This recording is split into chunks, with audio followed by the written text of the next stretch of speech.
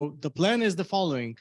First, let's first introduce the panelists, and maybe we can later the panelists will introduce each other, but I'll just briefly say. So I'm Vladimir Krinovich. I'm the representative of our Systems Men and Cybernetics Society in the IEEE Digital Initiative. Christopher Gorog is the chair of the co-chair of the Digital Privacy Initiative of IEEE. Then Stefano Zanero is, you're also co-chair, right? Co-chair of this digital initiative, and Vladislav Duch is a person from our society who kindly volunteered to give also participate in the panel because his research is closely related to digital privacy. So the plan of this panel is the following. First, I'll give a short presentation of the overview that I gave at the meeting, the special conference on digital privacy that we had last year. Then Chris Gorog will give a general overview of the initiative. And then Stefano and Vladislav will talk a little bit about some specific features of their research and how they can be related to the systems men and cybernetics topics. So this is the presentation that was done in 2021, and the slides are posted there. Privacy systems, humans, and cybernetics. Why humans? As some of you know, we have tried, I mean, the name of our society is sexist. We talk men. And when Liliana Trajkovic was a president of our society several years ago, we tried to change to systems human in cybernetics. It turned out that changing the name of the society is very complicated. So we'll do it the old-fashioned way by viewing the word man in a kind of gender-neutral sense. Everybody is men, okay? We're a particular case of men. So brief overview of technical, economic, social, cultural, and psychological aspects of privacy. And again, this is a big area. I will not cover everything, but I will try to cover as much as possible in this short presentation. So what is, for those who are kind of, this, to give a general overview, to give a relation to the society, our society focuses on the challenges which are relevant to society's mission, which is, there could be technical challenges, economic and social challenges, cultural and psychological challenges, and so on.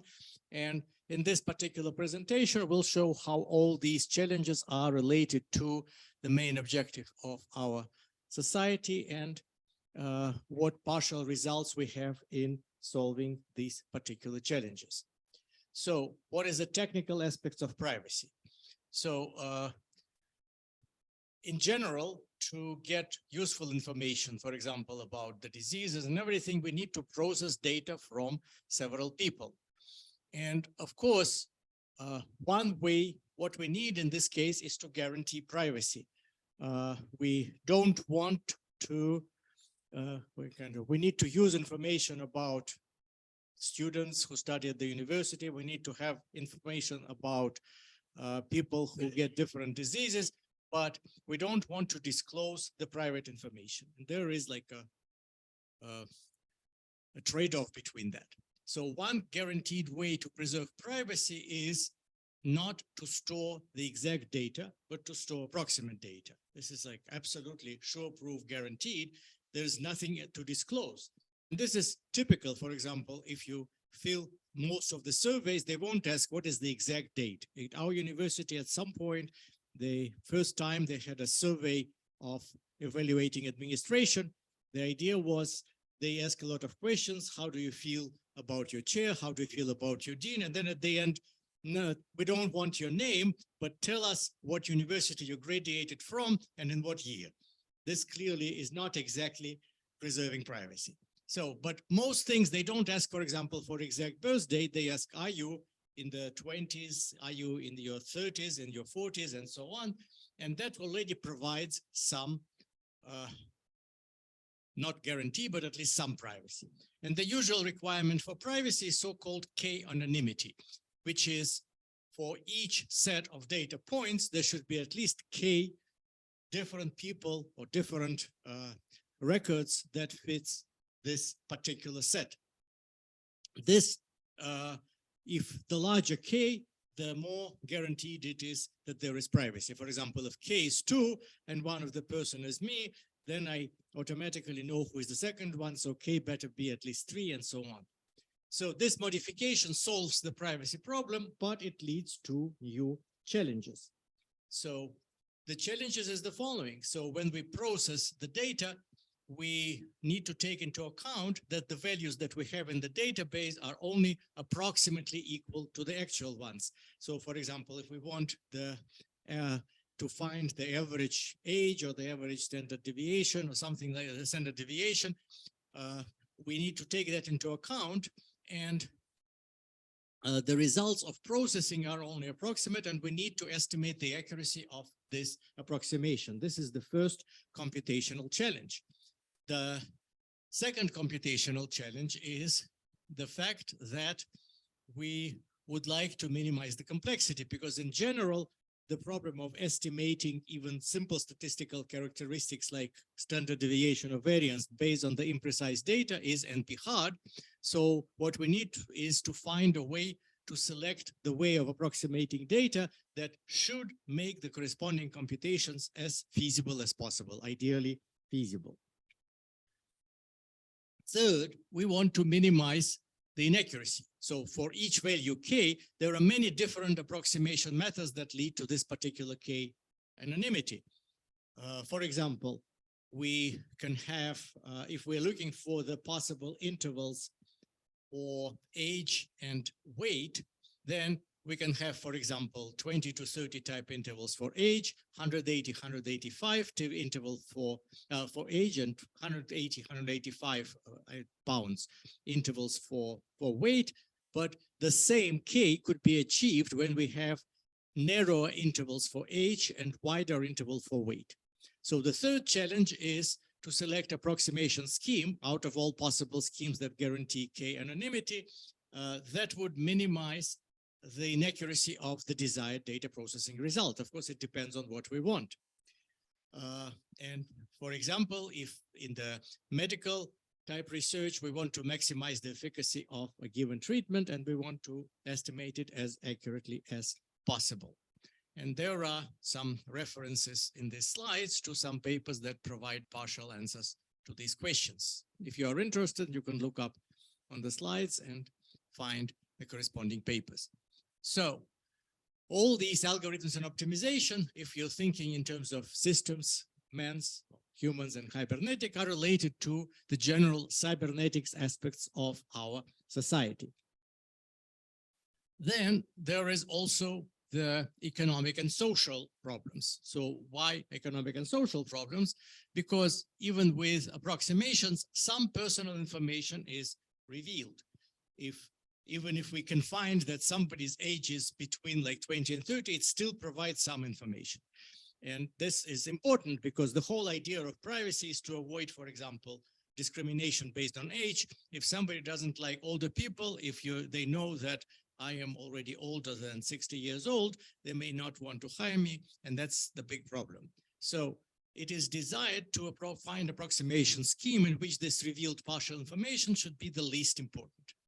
The naive approach is to minimize the entropy or minimize the number of bits that are revealed, but this can be misleading. For example, in our university, we're a state university, all the salaries are online. Everybody can look at them. I learned about this for the first time when I became a freshman student, and suddenly in the newspaper, there appeared a comparison between salaries of coaches and salaries of top faculty in different departments. I was surprised. And students told me I'm in the newspaper in the sports section. I've never garnered any sports, but it turns out they're comparing the salaries of faculty with coaches. Of course, coaches get paid much more. They're more important than faculty. But anyway, but what is the problem? The problem is if you reveal the last bit of the information about the salary, it's no big deal. Nobody cares about that. But if you reveal the first bit, that's important because that makes sure that whether the coach gets, I don't know, more than 200,000 per year or less than 200,000 per year.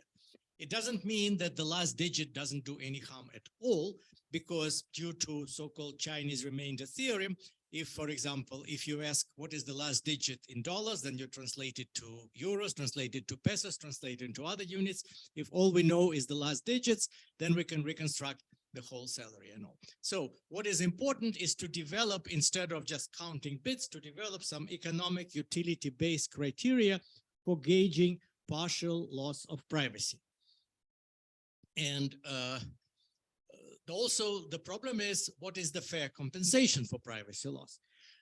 Because the idea is this kind of privacy is about people who are complaining, who don't want to disclose information. In some cases,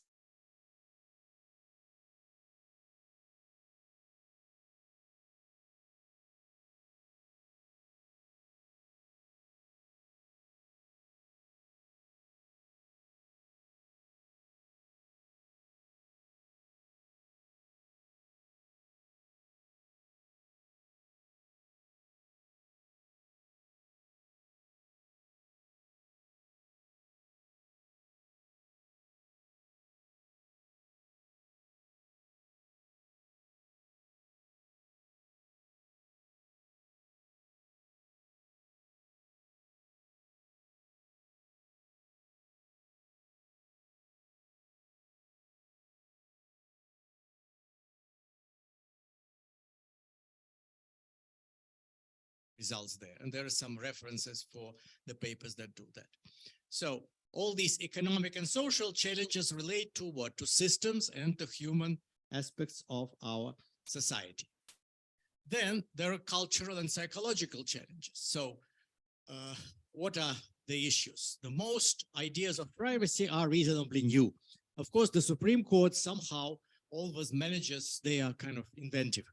They managed to pretend that the founder of the United States, the guys who wrote the Constitution, already had privacy in mind.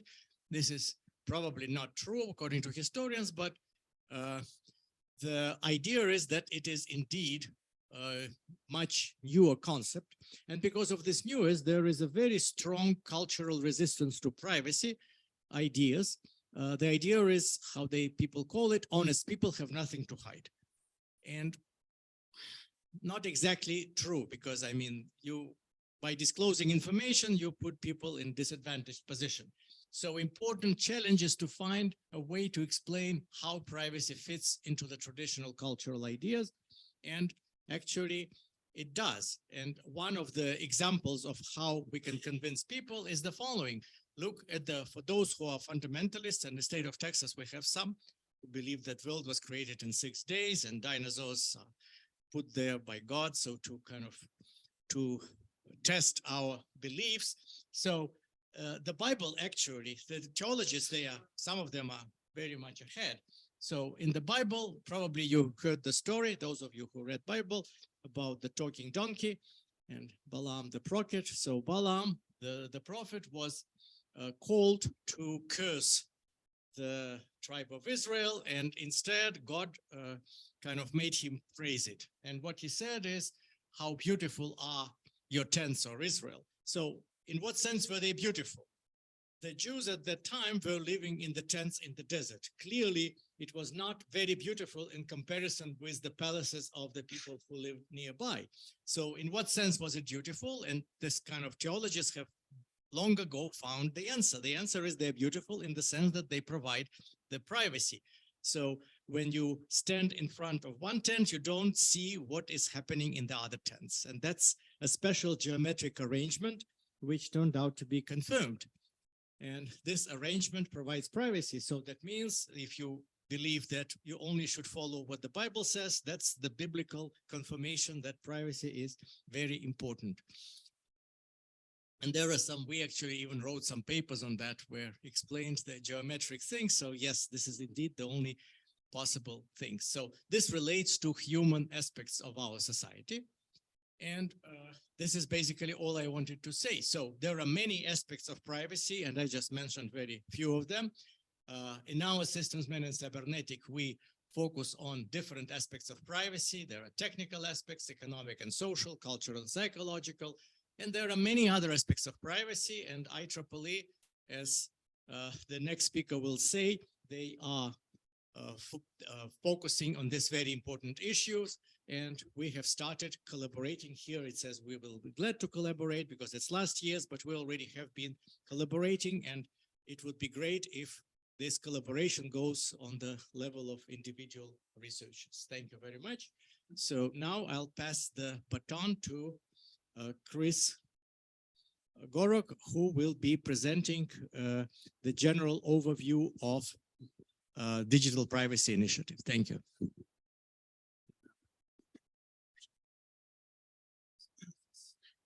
My slides next. Sorry.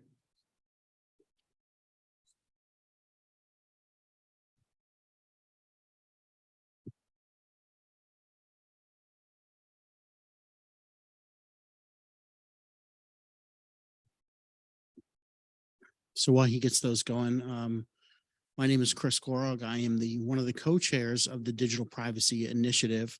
We are nearing our first full year since the initiative was founded under the Future Directions Committee for IEEE.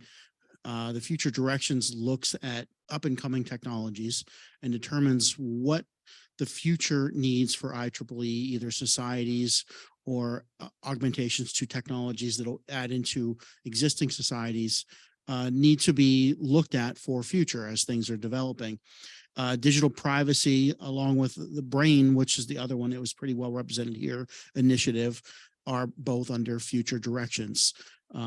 Digital privacy is the latest one as of last year. There was two that were started, and digital privacy was that. My background in working with privacy comes from security, where for many years developing security applications, cyber physical security. And then the move to privacy was as I started working for programmatic governance for statewide programs, for government programs, looking at security application for government records. And the need for privacy came up as, wow, this is an underlying requirement for us to develop the security. So we have to answer questions about privacy and how we implement the security, because oftentimes we know as technologists how to implement security and how to do so on different data records and everything. But which data records, who they belong to, which groupings of them, all fall under definitions of privacy that are answered from social concerns. And a lot of times this was in the past, the legal profession that came in and wrote a disclaimer after the technology had been developed about what is the requirements to use the technology. So when we started looking at how do you actively design security in, privacy became a big set of the requirements. So my background then moved to become introduced to the IEEE's need for digital privacy, and looking at it from the concern of how do, there's good advocacy programs and groups out there for companies for storing data, companies for organizing, for the legal profession, but the technologist, the point of view of the technologist is missing from the conversation in most aspects, with the government trying to figure out what they need to legislate in security, what people need to comply with. The technologist voice is often missing. So the Digital Privacy Initiative is sponsored by the IEEE, an individual-based membership organization. So we are concerned primarily with the privacy of individuals. And there also wasn't a very good advocacy for that. So that fits the niche of what the IEEE could bring. As well, IEEE has many different societies, different technologies, different vocations involved with it. So bringing those together into a voice from the perspective of the technologist, and how can we impact privacy, the discussions around privacy, and move this industry forward in the social sense, but also bringing the technologist point of view to bear with that. So I don't know if I covered everything on there, but that's the general purpose of how the Digital Privacy Initiative came into kind of start. So what we have done in the last year is some quite a bit of activity in defining the pieces of this initiative and what will happen over the next 3 years. So they start the initiative for 3 years before they move into out of future directions into whatever society or whatever program adopts them as a technology focus. And in doing so, we've been holding consistent meetings and starting up several interest groups in different areas, aligning with 3 verticals that we chose to be the primary verticals that we would address. There is pretty much every industry, every vertical has a need for privacy, but we had to find what is the lowest hanging fruit, what is the starting point for this initiative. And you see it was healthcare, connected vehicles, and energy was the selections that we looked at for this initiative to start with, at least. Then there's subgroups for frameworks, for standards, policy and legislative that's actually presented at political conferences in the United States, where all the governors from all the states get together, the National Association of Legislators. And also IEEE USA has been a big piece of that, where they make policy for the IEEE's position with technology and their public interface. So putting together some of those public positions that IEEE has falls under that policy and legislative. Conferences and workshops, that's how I got here. That's how we became to put this together. I've been on the road at about 10 conferences in the last 6 months, and next year we have quite a large schedule as well. So I hope to get some help from Stefano on those, so I'm not in every single one. And also education, where we have a partnership with IAPP to put together some training programs that will then be offered for sale through the IEEE, through this initiative and other areas, as well as publications, which were in the starts of taking some of the key findings in those different subgroups and moving to publications. Let's see, that's the last thing finding for digital privacy. I'll turn over to Stefano. Thank you very much, Chris. Thanks for all the work that the initiative that you have presented from the initiative.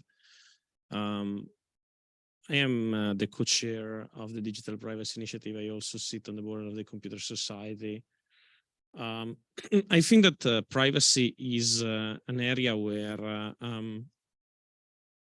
as Chris just said, the voice of technologists somehow happens to be missing at many tables. And this is not uniquely a US problem. Chris obviously focused on the perspective of the initiative reaching out in the US legislative process, but this is true also here in Europe. In various areas, actually, privacy, but also, for instance, on AI, we had a very interesting situation a few years back where while most of the world was focused on building machine learning systems and improving them and creating AI-based services, the European Commission started by legislating on the AI ethics and the boundaries of AI, which is kind of indicative of an attitude that we have, which is more, if you want, more risk averse with technology over here. But also there was a significant lack of practitioners in those processes. There were a lot of ethicists, there were a lot of legislators involved, policymakers, but really no voices of technology. So this is one of the reasons why the Digital Privacy Initiative, but also other initiatives of the IEEE try to bring our expertise towards policymakers. There is a global policy committee of the IEEE that has exactly this point. There is a European policy, European policy reach out initiative of the IEEE that if anyone wants to take part in is more than open to contributions, because we think that we need to reach out to policymakers and make them aware that there are also voices, just like the reason why ethicists or legislators are represented in these processes and we are not, is that there are associations such as IAP that are representative of the voices of those parts of the profession, but they are less aware of the existence of representative organizations such as us. Now, switching over to a more technical contribution to this panel, so that we can maybe kick off a little bit of debate among ourselves. My research focus, I am focused on cybersecurity generally, not specifically and only on privacy, but my research focuses on IoT devices and on cyber physical systems. So, and if you have seen the slides that Chris presented, the subgroups that in the industry that are interested in digital privacy are groups where a significant component is cyber physical. They're not parts of the. You didn't see like the cloud service providers in that picture. You saw automotive or power. Why? Because these are areas, I think, in which you can trace the generation of data that was not there before. And so data that has significant privacy challenges that are novel. What do I mean with that? If you look at our basic computing needs, email transmission, transactions online, and so on, we have been working with those for about 30, 40 years. Their privacy implications are, I wouldn't say completely known. We always discover new things that come out, that trickle out of our interactions with social networks and so on. So there are things that are novel also there. But by and large, the challenges, and at least the existence of the challenge, is very well perceived. What IoT devices are doing, and one of my favorite examples in this is that I have on my slides in class, is the intelligent connected toothbrush, which if you are wondering why someone would connect to the internet a toothbrush, as I did, the guy at Target that was trying to sell it to me told me that it was, and I quote liberally, meant to gamify the personal healthcare experience for the new generation. Basically, the idea is that instead of teaching your son or your daughter to brush their teeth by just teaching them to brush their teeth, you would create a social network for them to earn stars and achievements so that they can out-brush their teeth, their siblings and friends, whatever. But and the example is obviously humorous, but it's meant to drive home a point, which is if we get to connect to the internet and gamify a toothbrush, it means that we are going to connect to the internet basically everything, more or less. I could do other things. There's the smart salt shaker that actually does everything on the internet except anything connected to shaking the salt, because of course there's nothing connected to shaking the salt that you can do over the internet. But the point is, those devices, while we smile at them, generate and collect data that just was never there before.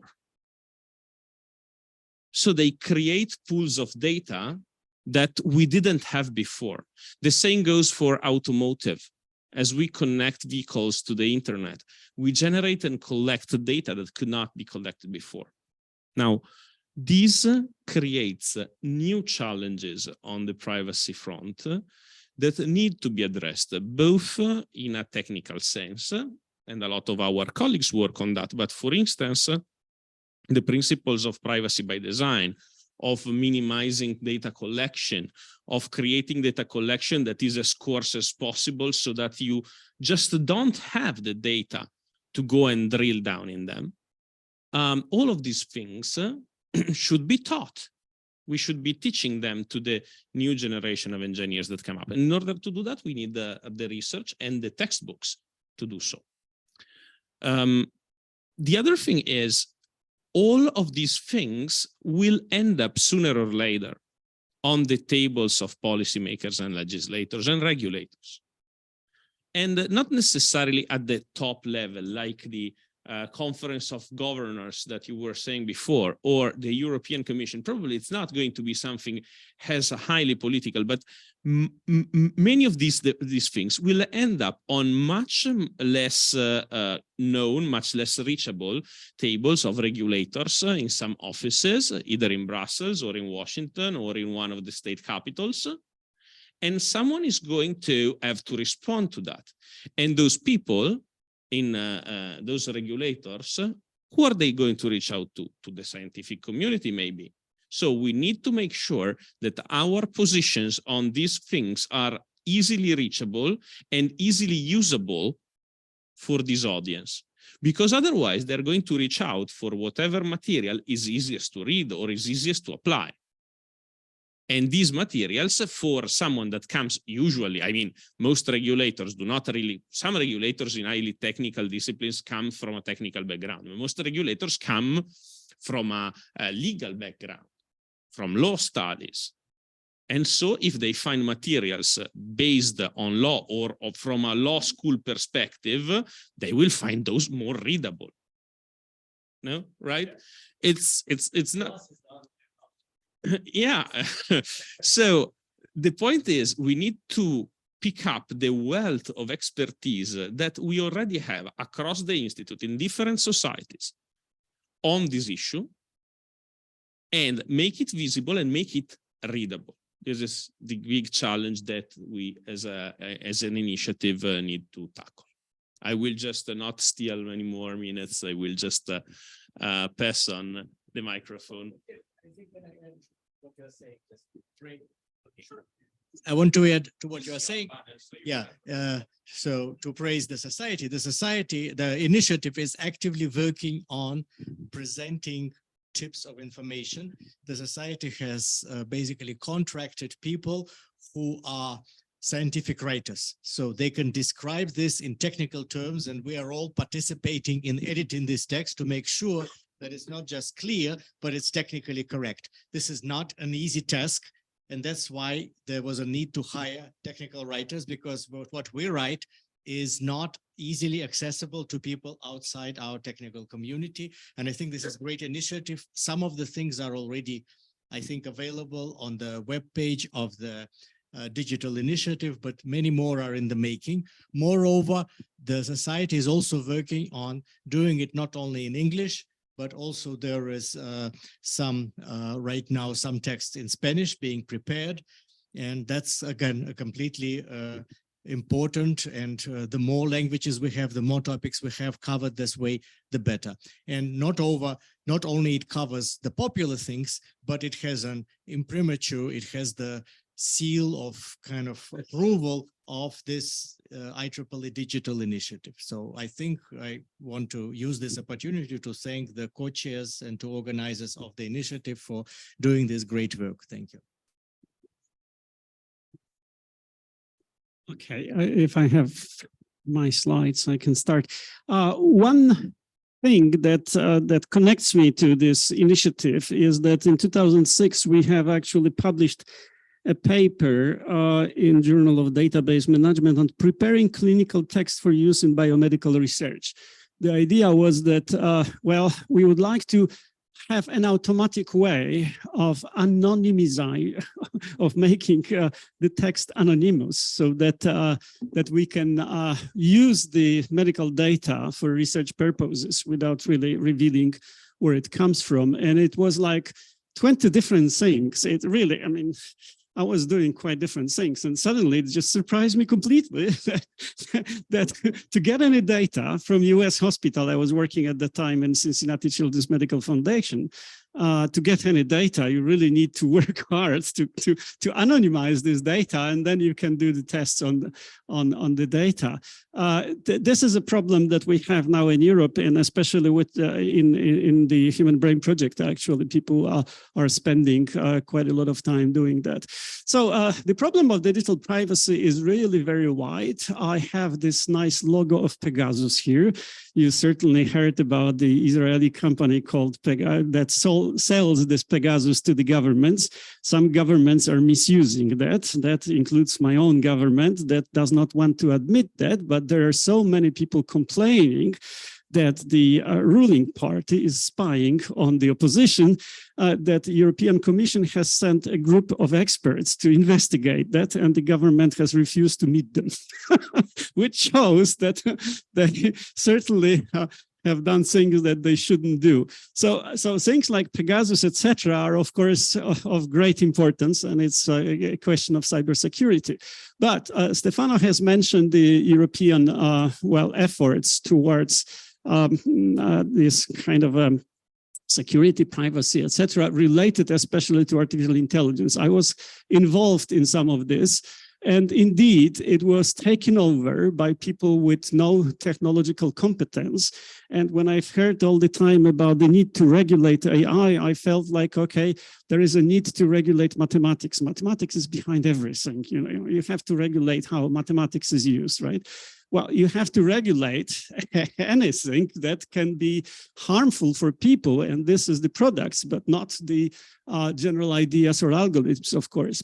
So European Union has produced lots of documents that we can find on their pages, including the white paper on AI and the European approach to excellence and trust. And they just started not from technical parts, but from regulatory and investment-oriented approaches. But except for really talking about legal issues, they did something else. They have created 4 large consortia. Each one could have more than 100 different groups participating.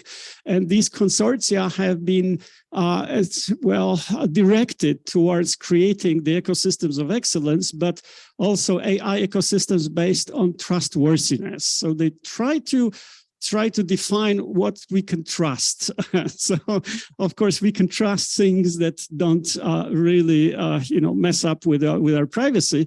And so, in the Horizon 2020, which is just this huge 7-year program of European Union, they had some money left, and so they have organized certain meetings. And in 2009, actually, they started to some kind of a competition. There were 16 very large groups, and 4 of them actually have finally got these 50 million euros, and all of them have been actually directed by the European approach to AI. Which is a legal framework and which forced people to talk about explainable AI, trustworthy AI, and a few other things. And so they actually have created a practical tool, which is called Altai. They've created several high-level expert groups on artificial intelligence, which really lack the technological vision. That's true. They have a coordinated plan on artificial intelligence, which should create platforms like AI on demand and ecosystems and digital innovation hubs and innovation hub healthcare robotics and lots of other things. So building trust in human-centric AI in the Horizon led to these 4 large consortia: ELISA, CLARE, AI for Media, and Human AI Net. And the ethic guidelines they had to conform actually were based on the 7 principles that they recommended also companies to make a kind of a self-assessment whether they are working according to ethic guidelines. And this ethic guidelines include the human agency and oversights. So humans should be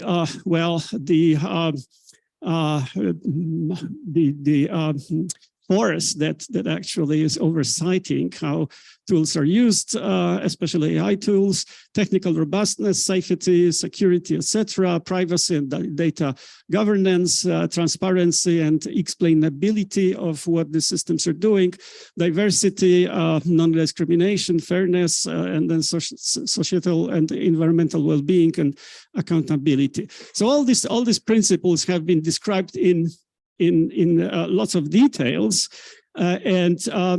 well, all these consortia have to explain that they really stick to the ethic guidelines.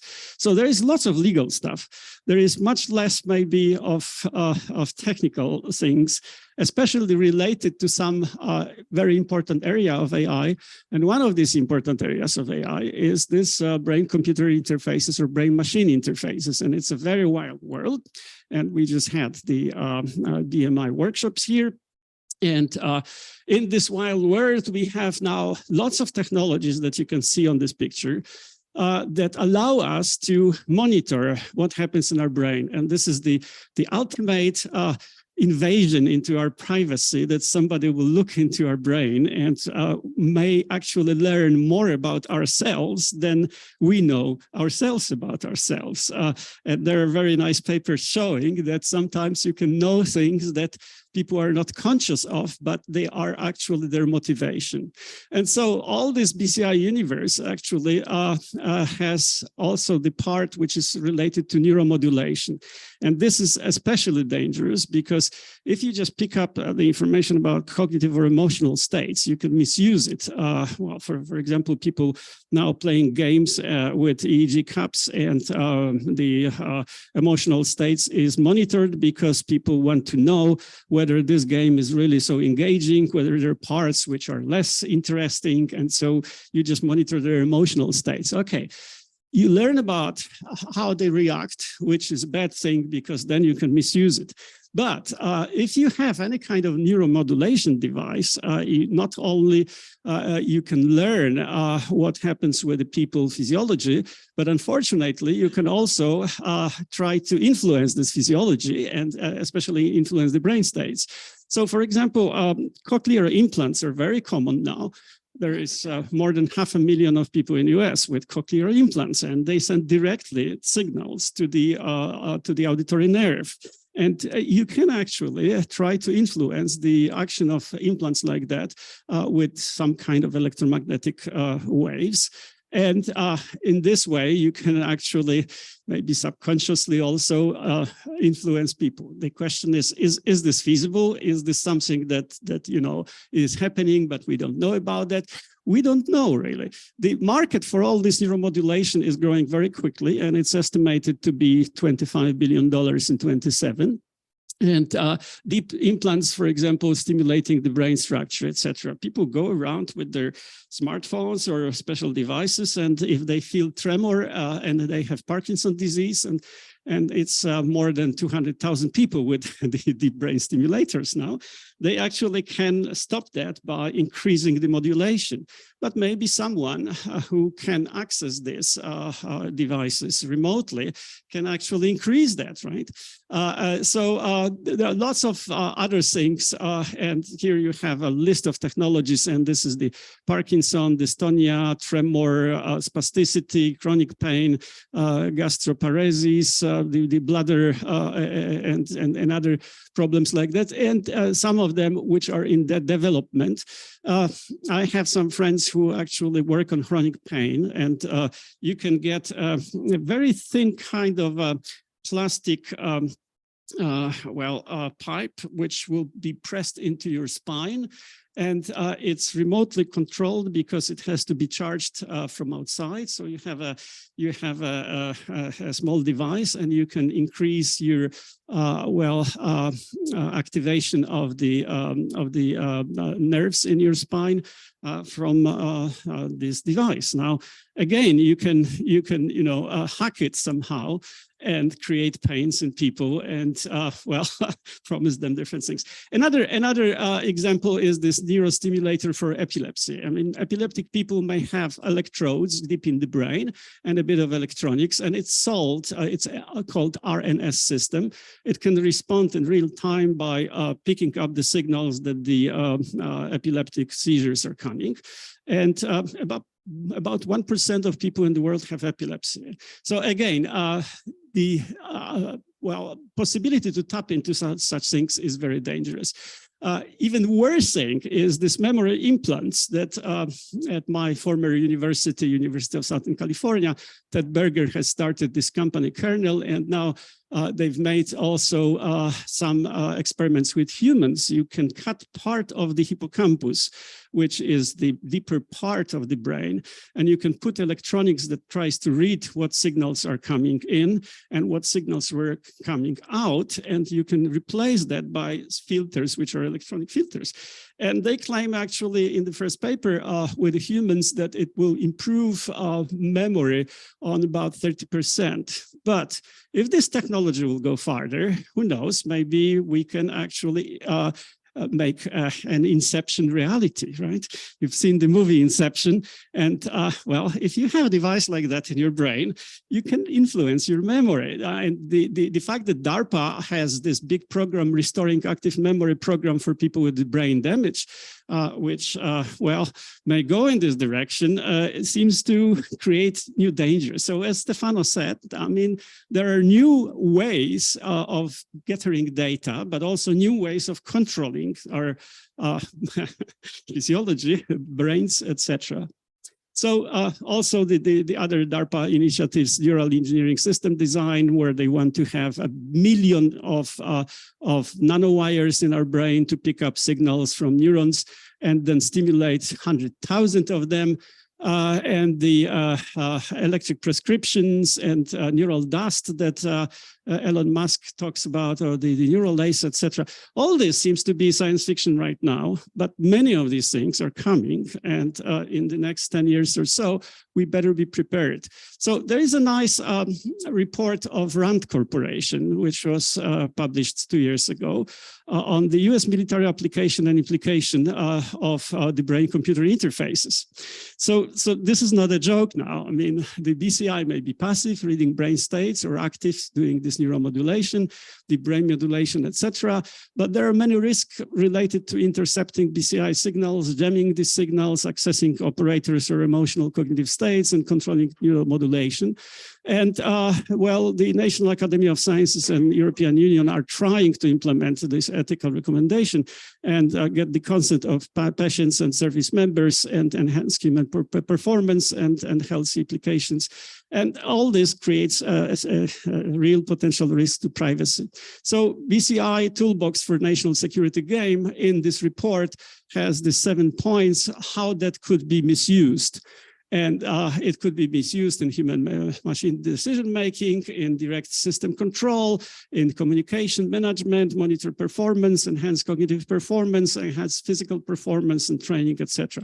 So lots of problems, which are quite new problems for you guys, and which should allow you to really, you know, more incorporate, or should allow you actually should allow the BMI community to be also incorporated into digital privacy initiative. And finally, I may mention there are very few papers now trying to look at how to avoid these things. One paper we just published with my Chinese friends, and which is the algorithm for privacy preserving brain-computer interfaces, a systematic review, but also a proposal in the another paper with this group, a proposal for really avoiding that by a system which we call the augmentation-based source-free adaptation. But this is more technical, and as you see in IEEE transactions, there are first papers on the technical side of how to avoid information that people may pick up from your brain and just, well, change the systems that we train so that the original information is somehow, well, hidden from potential threats. So lots of things in a bit new direction. Okay, I won't talk maybe about the technical part because that's not Thank you very much. So I'll just make two more comments and then we can kind of start some discussion. And again, in the audience, if you have questions or comments, please interrupt anytime. And at some point we will directly address you. So one point is I want to emphasize, thank you very much, Professor Duke, for very interesting presentation, but I want to say that it's not just the new initiatives, because the idea of manipulating humans, it's something that people do all the time. One example is Hollywood, one example is computer games, where they do it on purpose without any of these brain interfaces. Another idea where they have been doing it for many years is education.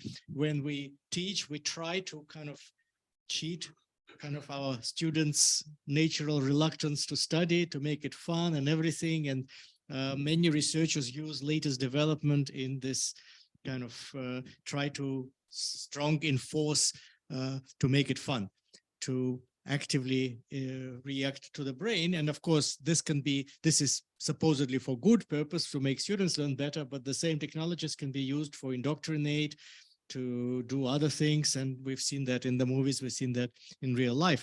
But I also want to say that we emphasize the importance of privacy, but we have to be aware, and I think several speakers talked about that, over regulating privacy is not good.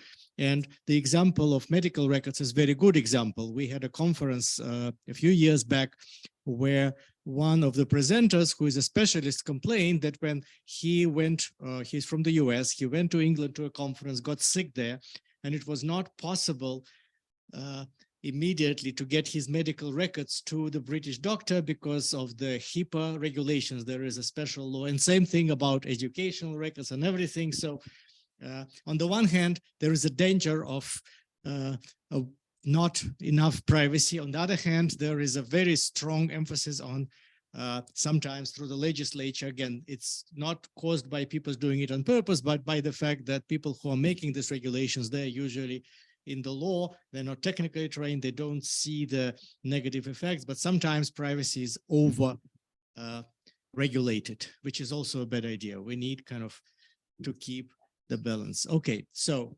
now that we've finished with our presentations, if any people from the audience have some comments or questions, I'll need to pass it's on digital privacy.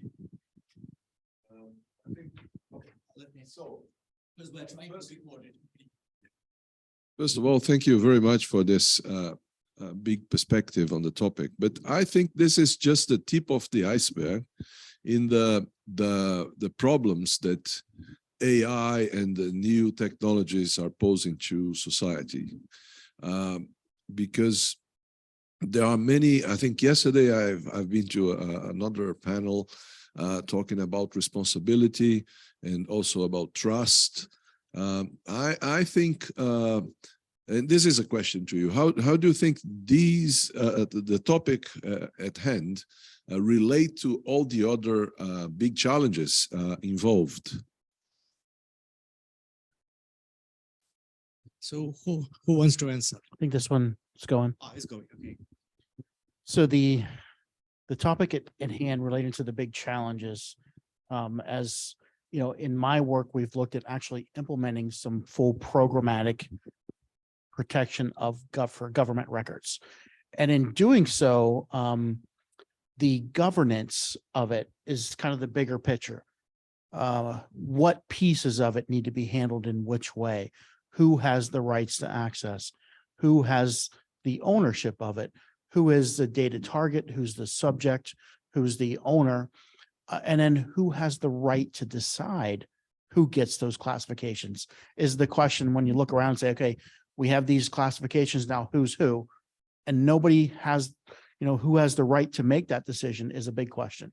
So that whole part, that process of governing to get an answer to how all those pieces fit together is the challenge that I see near term, as far as oftentimes we understand how these little pieces work and how we do something once we've identified what to do. But the process of identifying what to do, the governance of it as a community, as a societal information, is this data set, is two pieces of it something that has to be turned over publicly so that we have pandemic response information. And, you know, part of it is the person's medical record.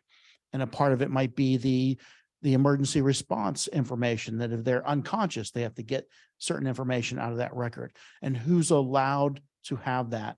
And the process of planning all that, the bigger picture, I think what you're talking about is in fact the part when you start saying, okay, well, who is responsible for this? You get no answers. And the legislators are wanting to make laws about it and just throw things out there without knowing who gets to make all those decisions.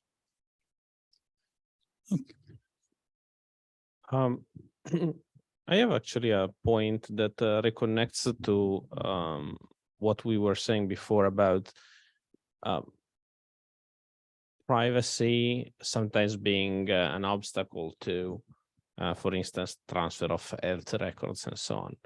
Now, this is actually a very important item that I think is often overlooked.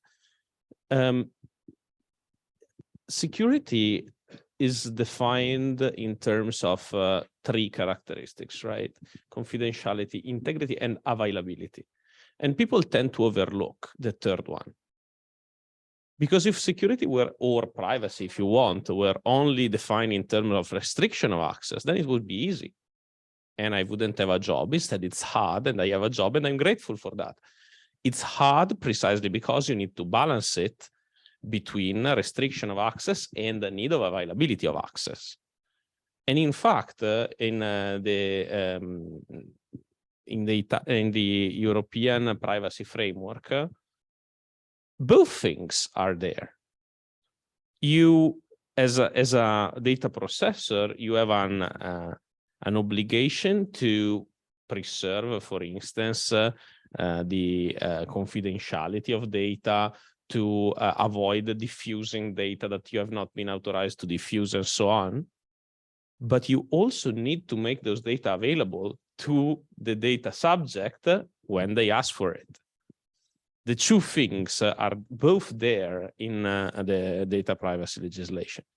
And in fact, one of the best compelling reasons for companies to minimize their treatment of data, to use only the data that they really need to use, is exactly the right of access of the subjects in the European framework. The fact that you need to guarantee the subjects that their data are not going to be distributed to someone who that is not authorized, but at the same time that those data will be processed as the subject has required, makes it so that any reasonable data processor that wants to adhere to the law wants to minimize the footprint of data that they are treating to exactly the things that they are going to use, which is a very different approach than what happens in many data collections worldwide for marketing purposes, where people try to drag all of the data that they can possibly on their subjects. And the second point that I wanted to touch, which was inspired by your presentation,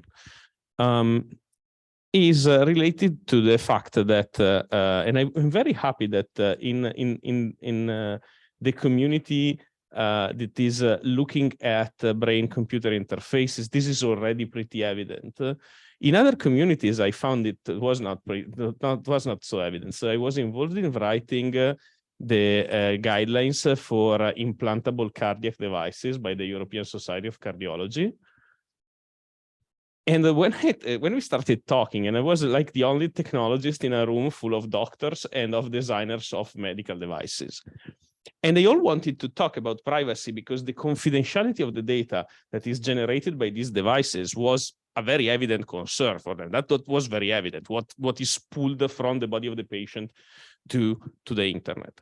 And at some point, I pointed out that these devices, if they were connected directly to the internet, they also had the opposite problem of what happened if someone controlled the devices, which is actually able to give shocks to the heart of the patient.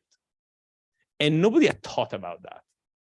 So I would say that I was very happy to see that in the BCI community, this problem, probably because of the evident bidirectionality of the technology, is already there, like already present. I was happy to see that because in the case of the cardiology community, that was not evident until I broke the news in that committee. So cardiologists are not technologically as advanced as we are, but on the other hand, this community is also not that yet prepared, I would say, and there are very few papers that I've mentioned looking at these problems.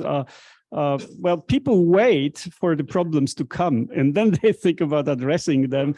But in this case, it would be much better if we could do it before the problems arise, because the problems will be severe. So, yeah, let me add to this. There's some anecdotal things because it's kind of the fact that the legislatures who are doing these developments, they're not technically knowledgeable. Sometimes it helps us because they leave big loopholes, which is good and bad. And I'm just reminding in the Soviet Union, where I was originally from, I was participating in the project of designing a network of radio telescopes. So the idea is at that time, so a radio telescope is something that also can see the incoming enemy missiles, and therefore strictly speaking, the location of the radio telescope the exact location was classified. And but for our purposes, when you use very large data baselines interferometry, you can get the accuracy very high. And so we said, we will find these locations anyway, just give us some approximate data that will help us calculate. They said, no, by law, we're not required to give you that information. So we're not allowed to give you the latitude and longitude of the radio telescope, but if you tell us what exactly you need, which functions of these two variables you need, then we can give that to you. So we were joking that asking of them alpha plus delta, alpha minus delta, but at the end we decided alpha times cosine of delta, alpha times sine of delta, and it classified, right? So that's kind of a joke, but unfortunately these loopholes can be used not only for good purposes, but for bad purposes as well. You can be strictly, and that was the example that was done in the United States. That's how the emphasis on privacy appeared, because many legislators, they naively think that sufficient anonymizing is enough. And we had the case when one of the leading specialists, she was given a task of just showing that this is not true. And in a few hours, she found private data about the governor of Massachusetts, about the other people, based on exclusively public data where everything was anonymized. So this is a good person. Okay, so Dr. Smith has unfortunately, I missed much of the presentation, but I have two questions. I mean, a lot of data a hacker gets access to usually is not much use to them. And so my question would be, what kind of brain data would be the most sensitive? Can you hear me now? Yeah. Okay. Okay. Okay. Much of the data a hacker gets access to is useless to them. They can't do much with it. And that's true of many applications. So my question would be for brain data, what data would be most sensitive we should focus our resources on protecting rather than protecting stuff that nobody can use anything with? And what data is most dangerous that we really want to protect that can do serious harm? Seems to me those two areas we want to focus our resources on rather than protecting all data, where much of it is useless. So, it's a risk reward. there's only one expert on that. well, I'm sorry, can I have my slides? Excuse me. Can I have my slides then? Okay, I actually have touched the problem a bit, especially if we just get this. Yes, I can go back. Well, I think it's well explained in this RAND Corporation report, which is 2020, and it's about brain-computer interfaces, privacy threats, and all kinds of risks of intercepting BCI signals, jamming, accessing emotional cognitive states, controlling neuromodulation, etc. they have some kind of guidance, but actually it's summarized here. It says that there are many others, of course, that I've mentioned before that, but I think this military summary just shows what may happen. The human-machine decision-making, where people, especially in the battlefields, let's say, may actually get the information, or the situation may change because of their cognitive emotional states.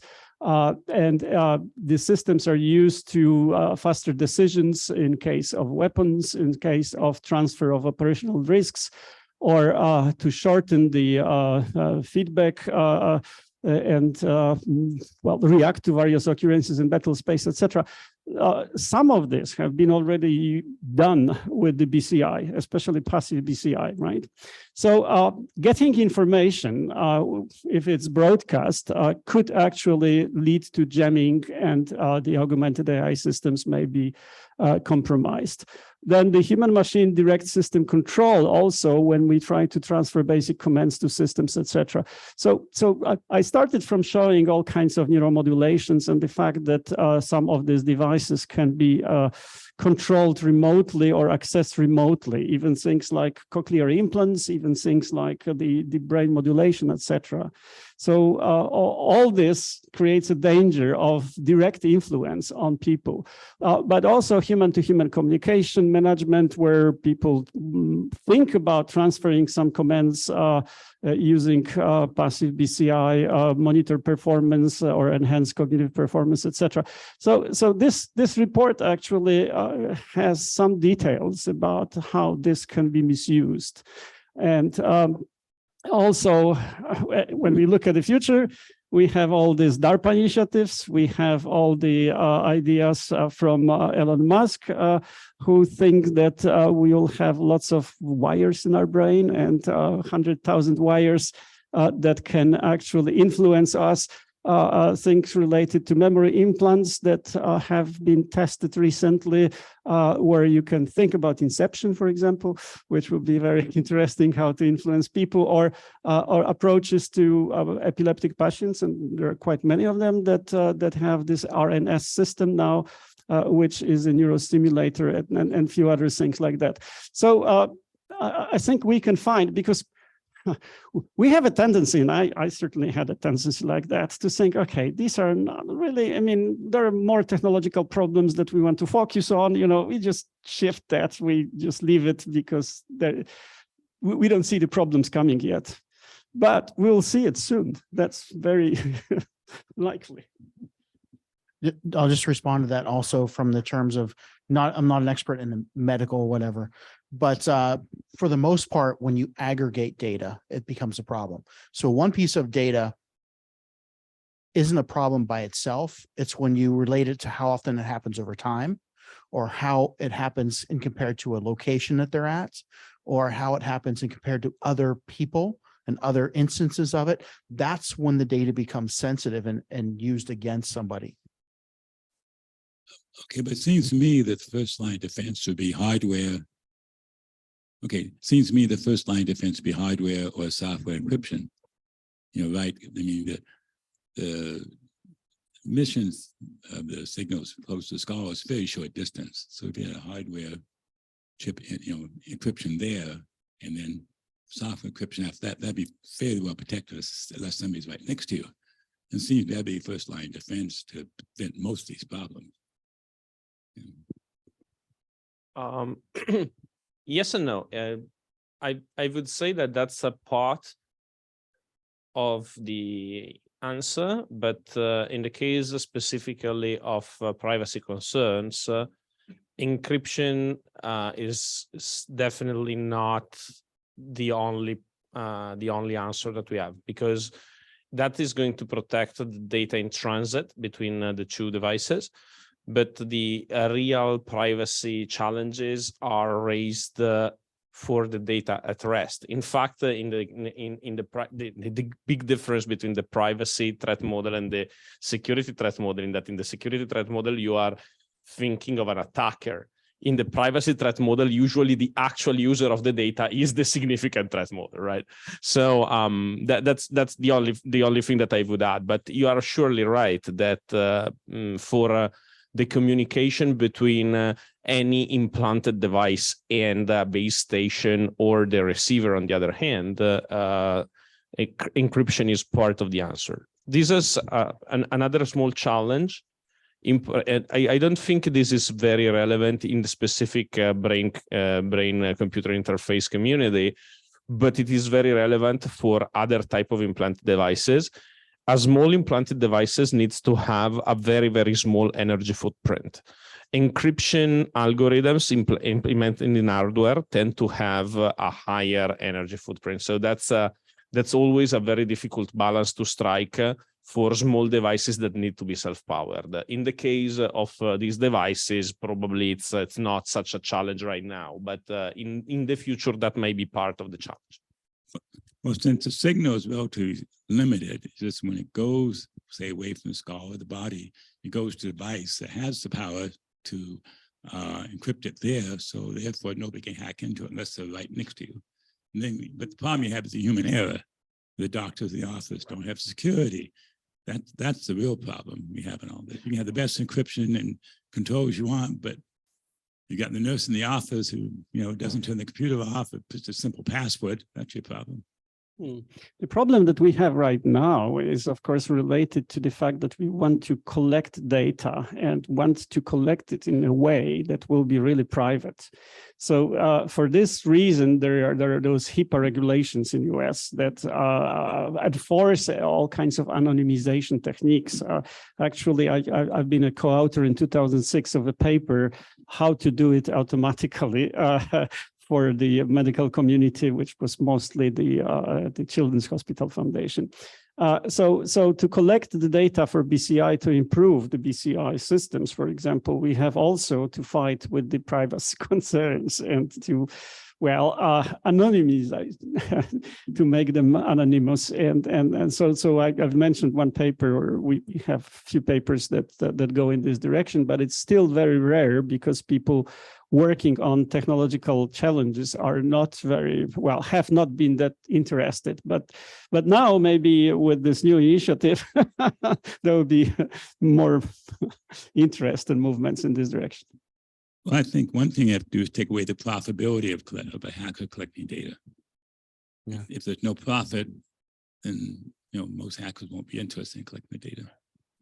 But some of the new techniques we're using, like in energy systems, is the identity of distributed devices, and using new technologies to logistically set the identities, so that then all the data produced from them is and can be encrypted uniquely for that device, and then it can be locked into like a human that owns that record in like a library check-in, check-out. So these technologies are coming down the road.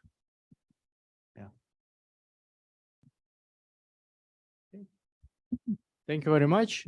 Other questions, concerns? Actually, Stefano has made this remark about the toothbrush community, that toothbrushes are connected and just, the producers are collecting data, who is using it more vigorously and giving them points and likes. And in the end, this information goes into the business, and they know who is really concerned about their health and is using these toothbrushes.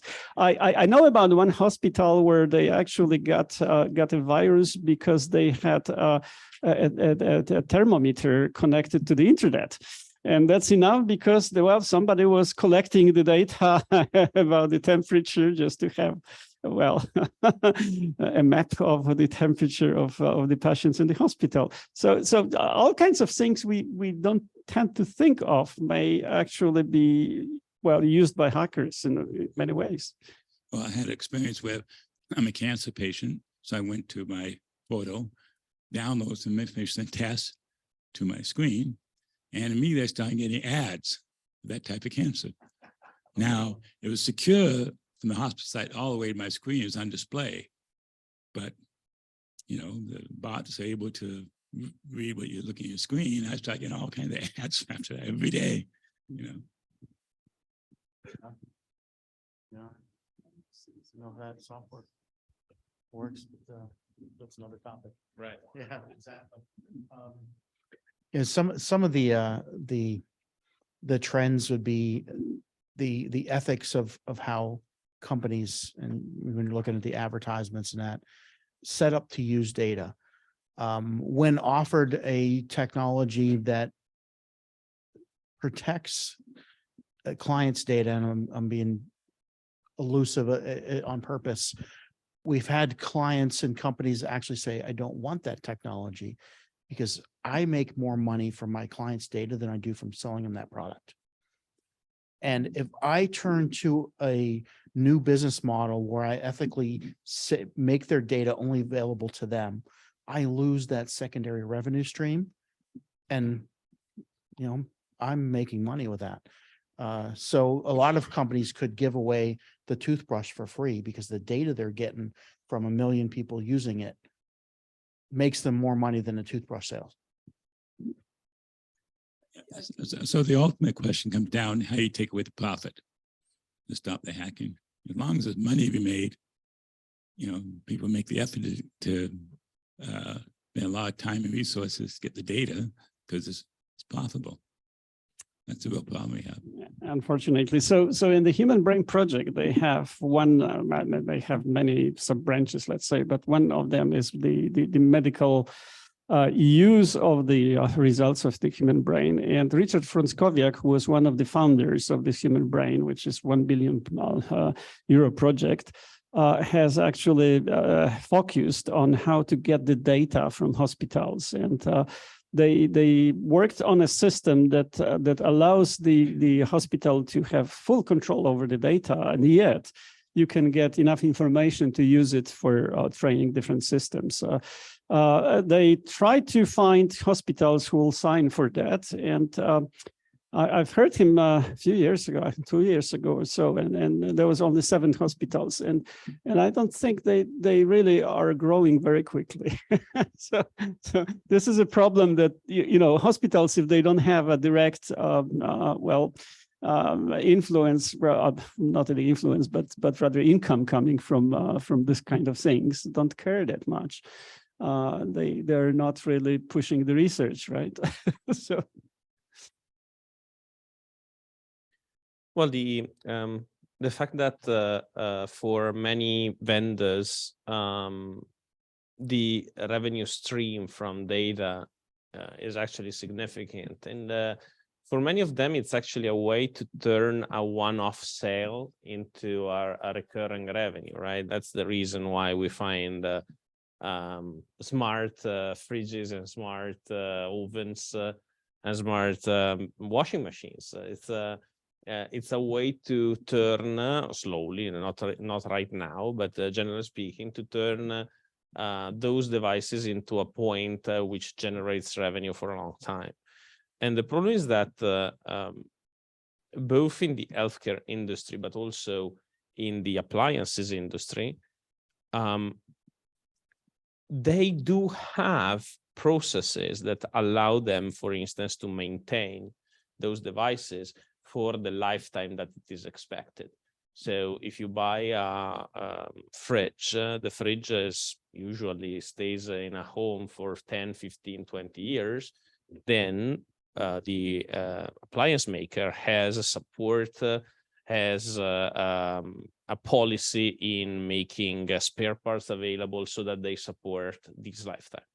The same goes for the auto industry. The auto industry, there are cars that are from the 50s that are still working, but those are, you know, the work of love and of people actually trying to maintain them. But generally speaking, a lot of cars from the early 2000s, late 90s are still circulating and they are still maintainable. They still can work. However, in software engineering, we do not usually maintain software systems for 20, 30, 40 years. We have done that in some specific subsets of the profession, aviation typically, or control systems in some cases. But for this type of so distributed, continuously updated, very, very easily developed software systems, we don't do that. We really don't. And as a profession, as a part of the profession of computer engineering, we don't have that ability. We don't teach that. We don't drive that as a primary need into our trainees, into our students, into our colleagues. And so what happens is that when medical devices, for instance, become more and more software-based or networking-based, those two cultures clash. A large part of our cybersecurity industry and our approach to cybersecurity in software is based on patching. But you don't patch pacemakers. Not that often and not that lightly. You actually want to do that as little as possible. So this thing is a real culture clash that is going to happen in more and more fields as we move on, and the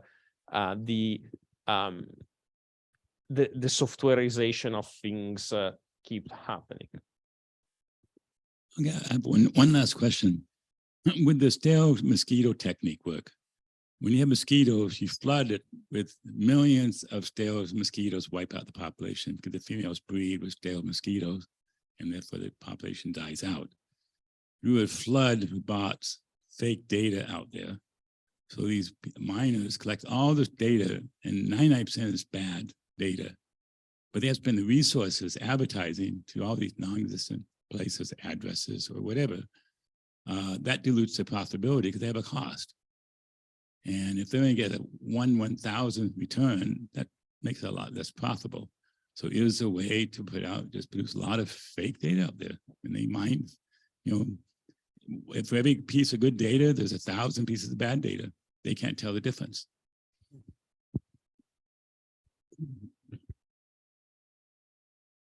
I mean, what we call that white noise. I have seen anonymizing predictable data operations. So if you basically have somebody that's doing something every week, and we know how many times they do it in a week, you put false sets in there so that, one person does it 5 times a week, another person does it 20 times a week, and you can identify their trends and confidence levels you have in what they're doing or how well they do it by this. So qualities and things like that. And I've seen the use of anonymous inserts for that. So like the background noise almost adding to it. But, it's definitely people are collecting, companies are collecting so much data. Do you make them outspend their resources on purpose? I don't know. The ethics of that are questionable on the intent of doing it almost. So I don't have much sympathy for spammers.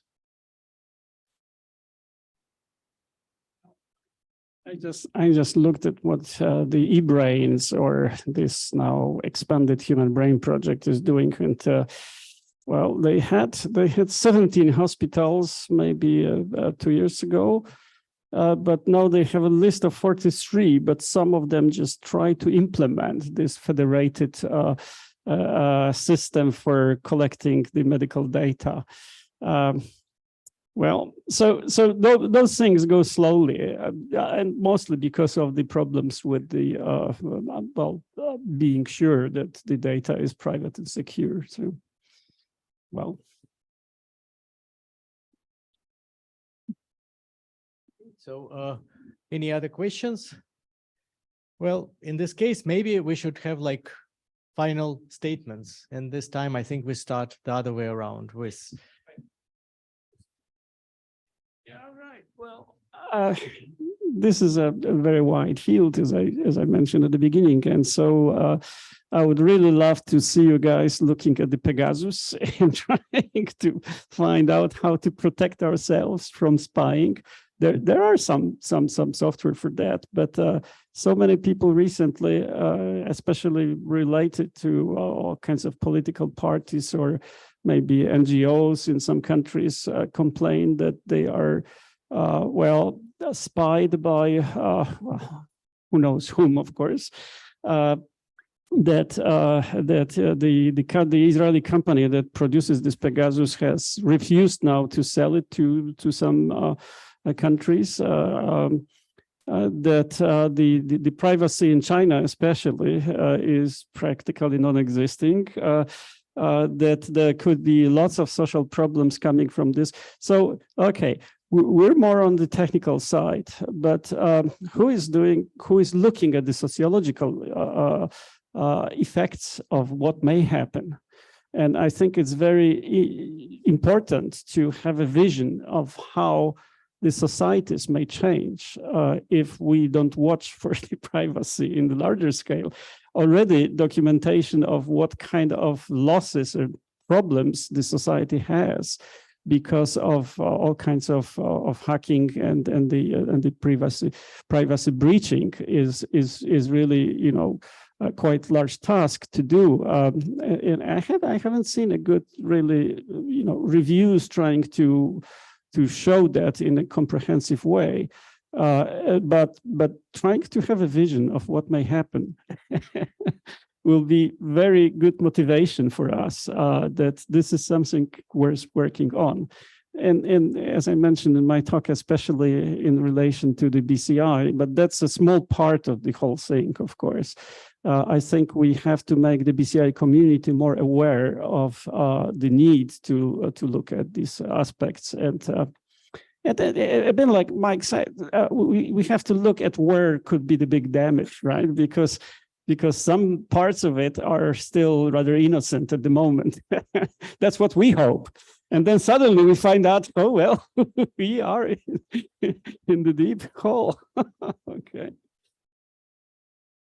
So I'll pick on one specific thing that was not said, but was underlying what you were just saying, which is the fact that one of the aspects that we need to take care of, and the initiative tries to address that, is that the issue of privacy is felt very differently in different parts of the world. So one of the things that we need to do is to try to figure out ways to translate between these different visions of the world, ways to convey to companies, for instance, these different privacy rules or privacy expectations even, because it's not just a matter of the law, but a matter of the expectation of people, which is very different if you pick someone from Europe, someone from the US, someone from China, as you made an example. They have completely different or no perception of a privacy challenge. So this is a significant issue that an organization such as IEEE needs to both needs and is uniquely qualified to address, because we have 400,000 members that are all over the globe. The other element here that is actually significant is that when we talk about privacy, in particular in Europe, this is a very typical approach. When we talk about privacy, most people think about the legal protections to privacy. However, the legal protections to privacy only work against law-abiding organizations. And very specifically, they don't work with the most non-law-abiding organizations that are governments, because governments make laws and enforce laws, and so by definition, they are not completely bound by laws. So as engineers and as professionals or researchers, we need to think not just how our research will act within the rule of law, but we need also to think about how our research may be abused outside the rule of law. And if we are able to design research that in such a way that it is not possible to abuse it, that's the way we should take, right? We should have an ethical obligation to design things that, well, things that we design probably can be abused, but we should always have an ethical obligation to think about potential abuse and try to reduce, minimize it, or eliminate it if possible, right from the design of our systems. And this is something that we teach very little to our students, and we discuss very little with our colleagues. Privacy by design, yeah. Just kind of talked about most of the things I would say in closing. Some of we're kind of in the digital privacy initiative. We have 3 more technical threads of work going on. One is identifying the different ways that people that would come look at digital privacy, their primary area of concern, what they're primarily addressing, what's their entry point. If they're looking at this animal, they look at it from the front, they look at it from the back, from the side, and just identifying all the key areas that you would say, this is the part that I associate with privacy in my work, in my profession, in my industry, and cataloging what that looks like. The second effort is looking at the